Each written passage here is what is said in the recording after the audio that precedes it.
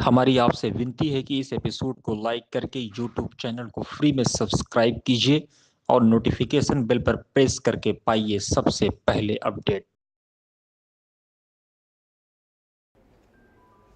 शुक्रिया अहमद भाई। मंच पे बैठे हुए सभी सुधीजन और जो भी साथी यहाँ पे मौजूद हैं, आप सबको सलाम करते हुए कुछ 10 मिनट का समय है और उसमें अपनी बात रखने की कोशिश करूँगा। पहली चीज़ तो ये कि मैं मीडिया की तरफ से कोई सफाईनामा पेश करने के लिए यहाँ उपस्थित नहीं हूँ। टॉपिक बहुत सीधा सा है और बहुत व्यापक है। टॉपिक है कि सामाजिक सद्भाव में मीडिया की भूमिका क्या है, इसके बारे में हम बातचीत करें। सामाजिक सद्भाव क्या है उसको समझना बहुत अहम है। सामाजिक सद्भाव को समझने के लिए देखना पड़ेगा कि रिप्रेजेंटेशन कैसा है, कितना है, जिसकी बात पहले रतन लाल जी बहुत अच्छे तरीके से कर चुके हैं एक पक्ष से। दूसरा पहलू जेंडर का हो सकता है, ट्राइबल कम्युनिटीज़ का हो सकता है, तमाम तरह का। महिलाओं को कितनी जगह दे रहे हैं हम, उनकी कितनी बात कर रहे हैं, ट्राइबल्स को कितनी जगह दे रहे हैं, माइनॉरिटीज़ को कितनी जगह दे रहे हैं, ये सारी चीज़ें। लेकिन इस सद्भाव में मीडिया की भूमिका के ऊपर जब बात आती है तो ये सबसे एक आसान तरीका भी है कि आप सीधे सीधे कह दें कि भाई रोज़ शाम को एक टेलीविज़न पे शो होता है या अखबार छपता है या कोई वेबसाइट चलती है या कोई रेडियो चलाता है, कोई अपना ब्लॉग चला रहा है, रिसाले छाप रहा है और वो अपने तरीके से उसको मैनिपुलेट कर रहे हैं। दरअसल संकट यहाँ पे है और इस बुनियादी चीज़ को समझना बहुत ज़रूरी है कि मीडिया के मिशन और कमीशन की जो पूरी कहानी है उसमें मिशन भी एक पॉलिटिकल मोटिवेशन था, वो भी एक तरह का बायस रहा हमेशा से। और आज की स्थिति भी वही है कि जहाँ पे मीडिया खड़ा है, जिस तरह का कंटेंट वो जनरेट कर रहा है, उसमें कहीं ना कहीं कोई ना कोई बायसनेस है, उसका कोई ना कोई पक्ष है। भाई साहब अगर पीछे कोई ज़रूरी बात है तो हमें बता दें। तो मीडिया के रोल को हम अगर समझें तो एक चिर विपक्ष की जो भूमिका होती है वो मीडिया की असली भूमिका है। हम जिस दिन पत्रकार बनते हैं उस दिन हम ये समझ के बनते हैं, कितना उसको निभा पाते हैं ये बात का मसला है, लेकिन ये समझ के बनते हैं कि हमें हमेशा विपक्ष में रहना है, अपोजिशन में रहना है।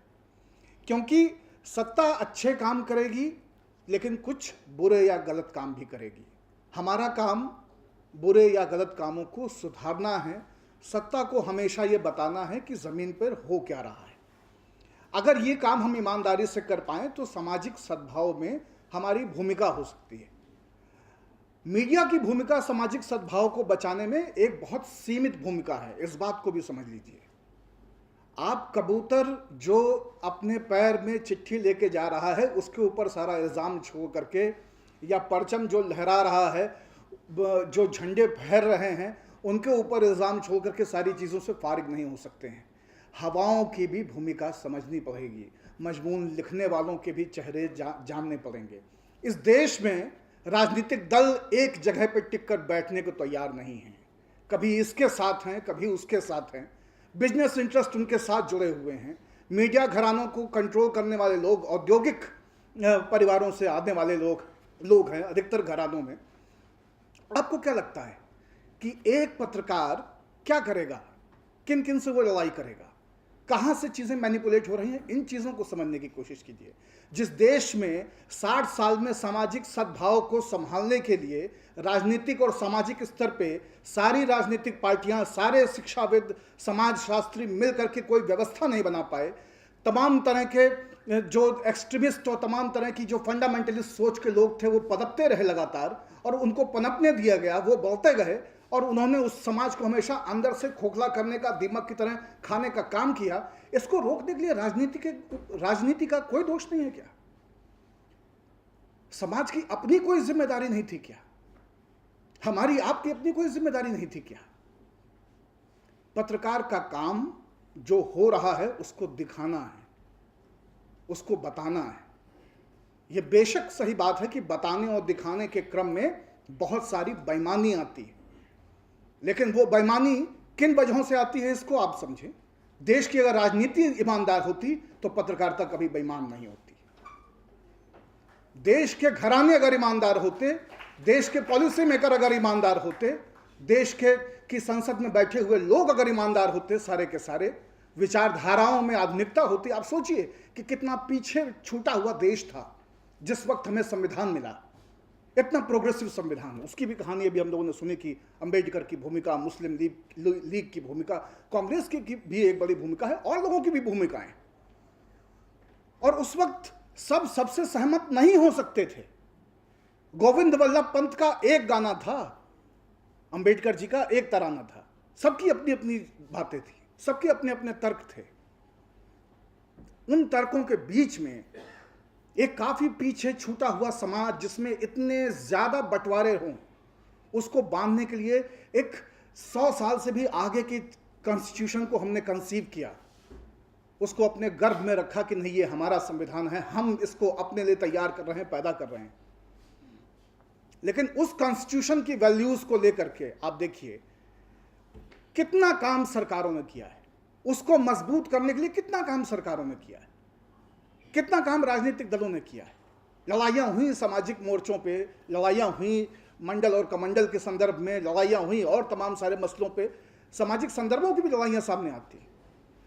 पत्रकार के रूप में या पत्रकारिता करने वाले लोगों के लिए या जो पत्रकारिता के पेशे में हैं, उनकी नैतिक जिम्मेदारी है कि वो उस संवैधानिक मूल्यों को संभालते हुए, समझते हुए आगे बढ़ने की कोशिश करें।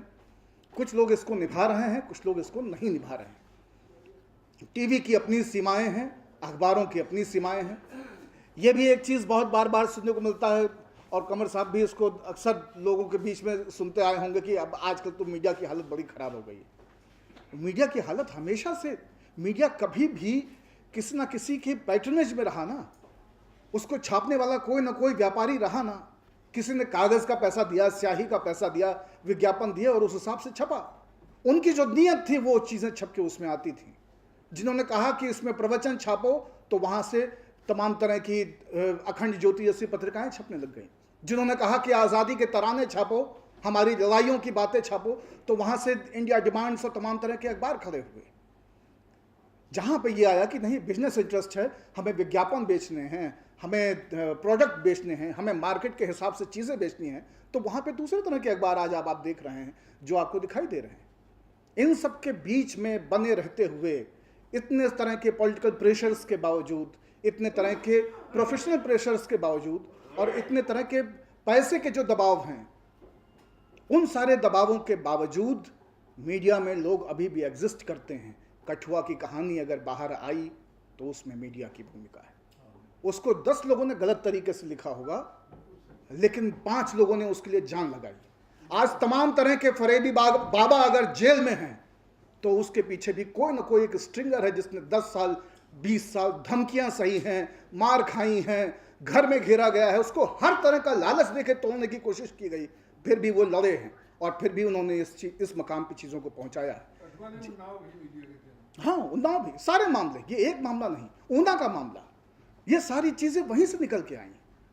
तो पत्रकारिता की भूमिका है बताने के लिए, बार बार आपको याद दिलाने के लिए कि आपके संवैधानिक मूल्यों के साथ कहाँ पे बेईमानी, कहाँ पे खिलवाड़ हो रहा है, उसको संभालने की जिम्मेदारी आपकी है, इस देश की राजनीति की है, विचारधाराओं की है, संसद की है। यही उनका काम है। पत्रकारों का काम संभालना नहीं है, पत्रकारों का काम अपनी बात पे ईमानदार रहना है, सच को सच समझते हुए सच सच बताने की जिम्मेदारी है।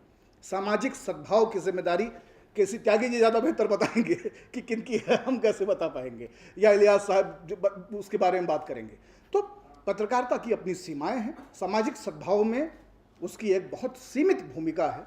उस सीमित भूमिका में उसको निभाने के क्रम में कई बार गलतियां होती हैं, लेकिन कई बार बहुत महत्वपूर्ण चीज़ें भी होती हैं। हमारे हर गांव में हर किस्म का आदमी होता है, उसी तरह से पत्रकारिता में भी हर किस्म के लोग हैं। वो लोग जो ईमानदारी से हैं, वो लोग जो सच को सच समझ के चल रहे हैं और बता रहे हैं। हम लोग मुजफ्फरनगर दंगों के समय वहाँ पे पहुँचे हुए, तो बात खत्म करूँगा अपनी।